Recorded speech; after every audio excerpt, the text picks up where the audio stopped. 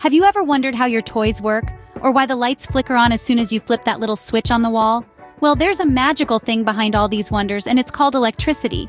Now, what is electricity? Imagine you're playing a game of tag with your friends. You're it, and you're chasing your friends around. The energy you're using to run, that's similar to electricity.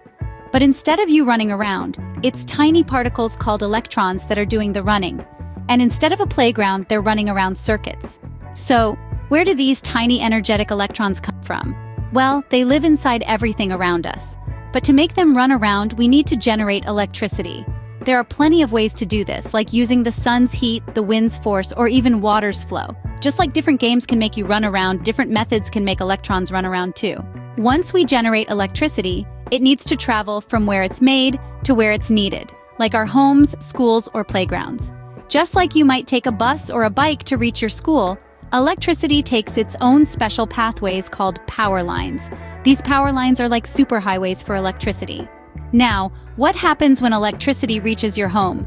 It's ready to work. It can light up your room, spin your toys' wheels, or even play your favorite tunes. And the best part, the moment you're done and you switch off your device, the electricity stops running. It's like calling a timeout in your game of tag. But remember, just like how you need to play safe in your games, you need to be safe with electricity too. Never poke metal objects into sockets or touch wires, because electricity runs super fast and it can hurt you. So, to sum it all up, electricity is like the energy you use to play. It's made in many ways, travels through power lines, and helps run all our devices.